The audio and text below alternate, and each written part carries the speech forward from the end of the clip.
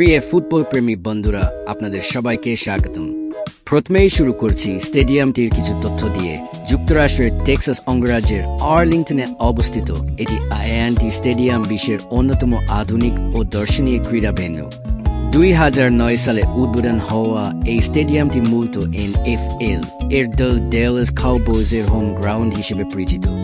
প্রায় 80,000 দর্শক ধারণ ক্ষমতা সম্পন্ন এই স্টেডিয়াম বিশেষ অনুষ্ঠানে 1 লক্ষেরও বেশি দর্শককে স্বাগত জানাতে পারে।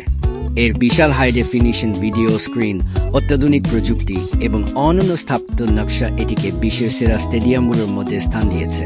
ফিফা বিশ্বকাপ 2026 এর গুরুত্বপূর্ণ ম্যাচগুলোর অন্যতম আয়োজক ভেন্যু হিসেবে এটি এএনটি স্টেডিয়াম বিশ্ব ফুটবল প্রেমীদের জন্য এক বিশেষ আকর্ষণের কেন্দ্রবিন্দুতে পরিণত হয়েছে।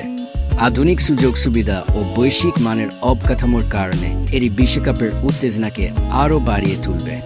আর আজকে এই স্টেডিয়ামেই শুরু হতে যাচ্ছে ইতিহাসের সেরা ফুটবল ম্যাচ, ফুটবল বিশ্বকাপ 2026। আর্জেন্টিনা বনাম অস্ট্রিয়া, কে জিতবে গ্রুপ জের হাই ভোল্টেজ ম্যাচ? ফিফা বিশ্বকাপ 2026 এর গ্রুপ জের অন্যতম আকর্ষণীয় ম্যাচে মুখোমুখি হতে যাচ্ছে আর্জেন্টিনা এবং অস্ট্রিয়া। বিশ্ব ফুটবলের অন্যতম শক্তিশালী দল আর্জেন্টিনা ইতোমধ্যেই তাদের প্রথম ম্যাচে দুর্দান্ত পারফরম্যান্স দেখিয়েছে। অন্যদিকে অস্ট্রিয়াও নিজেদের সামর্থ্যের প্রমাণ দিয়ে এই ম্যাচে নামছে পূর্ণ আত্মবিশ্বাস নিয়ে। আর্জেন্টিনা মানেই আবেগ, আর্জেন্টিনা মানেই ইতিহাস, আর আর্জেন্টিনা মানেই কোটি কোটি সমর্থকের স্বপ্ন।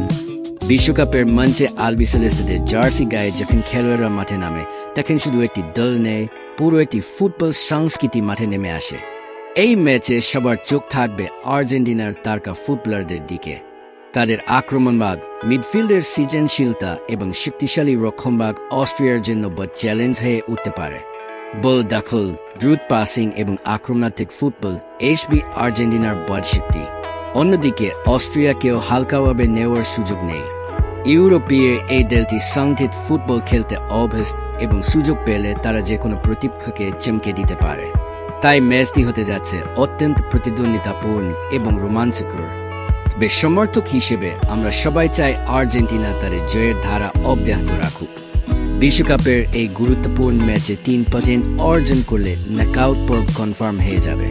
তাই মাঠে নামার সঙ্গে সঙ্গেই আক্রমণাত্মক ফুটবল খেলতে দেখা যেতে পারে আর্জেন্টিনাকে। আমার ব্যক্তিগত বিশ্লেষণে ম্যাচের নিয়ন্ত্রণ আর্জেন্টিনার হাতেই থাকার সম্ভাবনা বেশি। যদি তারা নিজেদের স্বাভাবিক ছন্দে খেলতে পারে, তাহলে জয়ের সম্ভাবনাও যথেষ্ট উজ্জ্বল। তবে ফুটবল অনিশ্চয়তার খেলা, তাই শেষ 82 বাজার আগ পর্যন্ত কিছুই নিশ্চিত নেই। এখন আপনার পালা।